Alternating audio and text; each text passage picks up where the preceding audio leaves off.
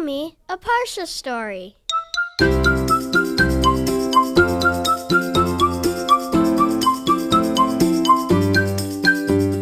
Welcome to Parsha Pals. As we continue to look for ways to support our family in Israel, I am hopeful that this Parsha story can be a part of that by helping us grow our Torah learning and how we treat each other.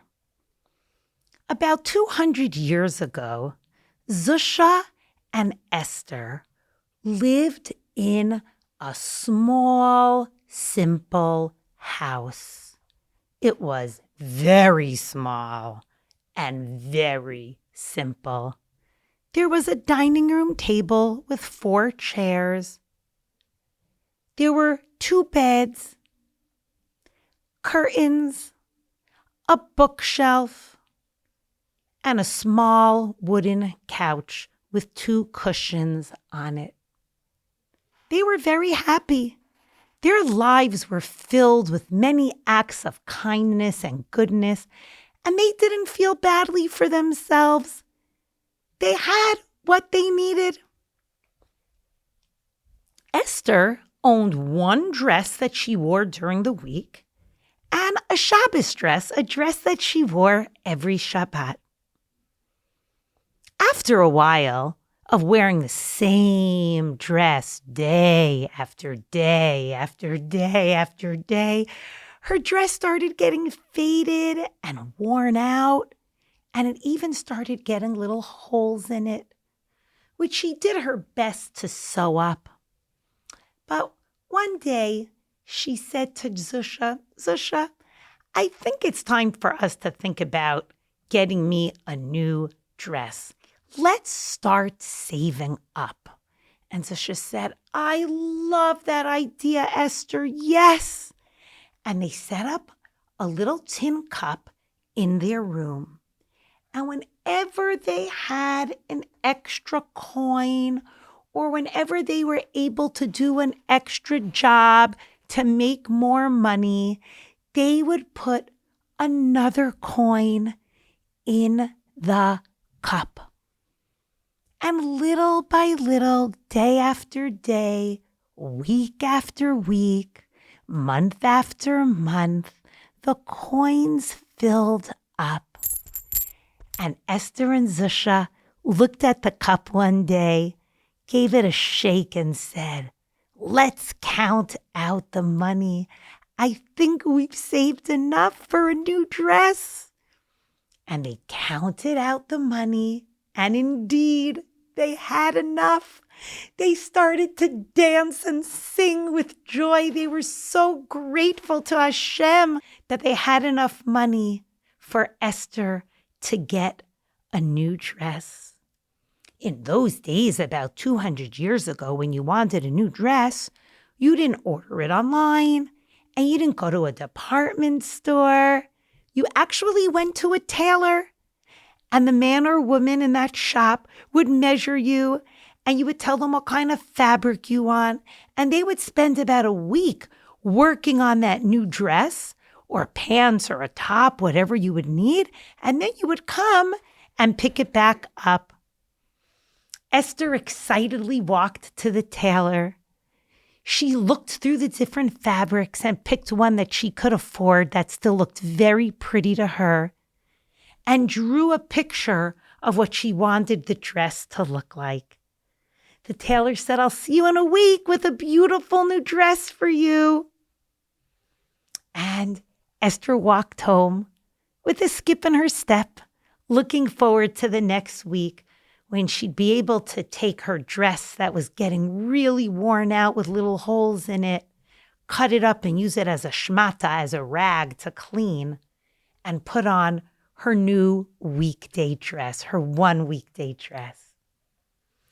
A week passed, and Esther went back to the tailor for her fitting and to pick up the dress. And as she approached the tailor's house, she heard soft sobbing, soft crying. Who could that be? I wonder who is so sad. The crying was getting a little bit louder. And then Esther knocked on the door to let the tailor know that she was there.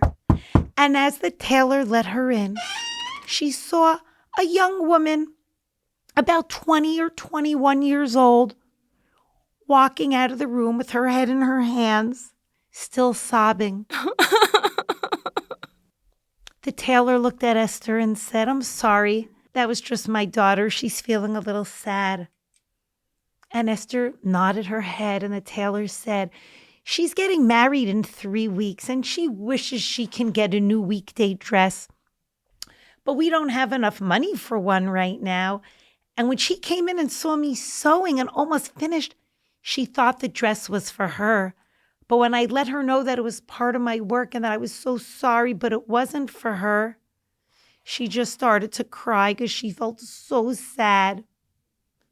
Without missing a beat, in the blink of an eye, Esther looked at the tailor and said, "Let this be her dress.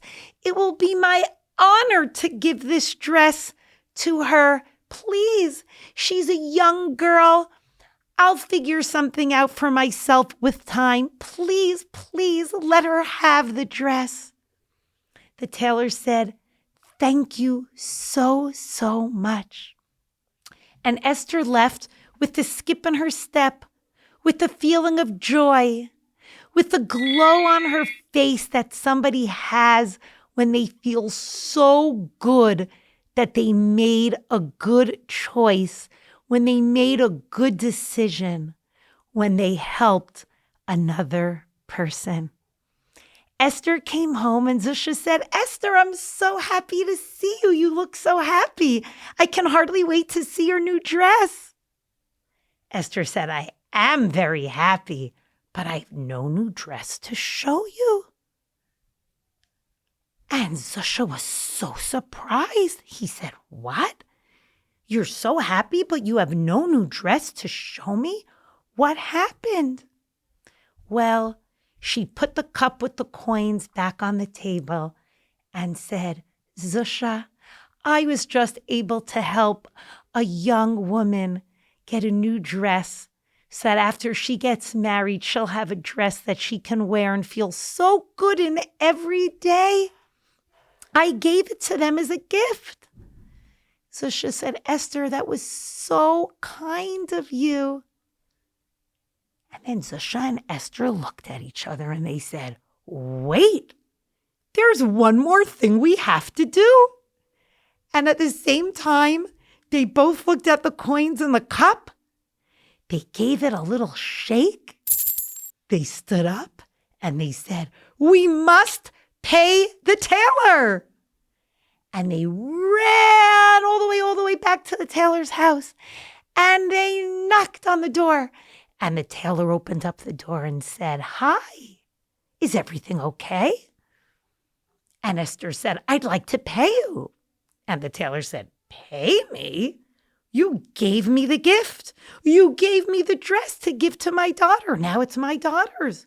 You don't have to pay me." Esther and Zusha said, "No, we actually do. You worked on this dress for us for a whole week, and we'd very much like to pay you. Thank you so much." They handed him the money. They both walked out the door with the skip in their step, and they said, "We'll start saving again today for a new dress. But today, we are both feeling great." Esther said, "I feel happier than I would even feel if I was wearing a new dress, knowing that I helped another person." In this week's Parsha, Parashat Vayera, we learn about many acts of kindness that Abraham and Sarah do. They welcome strangers into their tent. They cook beautiful meals for them. We learn about Avram going to help save Lot. Avram and Sarah spend their lives doing acts of chesed, not waiting to only react, but to always look out for ways to help other people. They train themselves to practice doing mitzvot all the time, kindness all the time, until It is just the natural response. It's like the kindness muscle. It just gets stronger and stronger and stronger the more you use it. Just like Esther in our story, she trained herself so much to do acts of kindness that without missing a beat, in the blink of an eye, she gave her brand new dress to somebody who she felt needed it even more than she did. Let's all practice doing lots of acts of kindness and looking for different ways that we can help other people so that it would also be our natural response when we have the opportunity to help somebody else. And that is a lesson that we can learn from this week's Parsha and bring into our lives. May our efforts to do so serve as a zechut for our beloved Chayalim and brothers and sisters in Israel. Shabbat Shalom.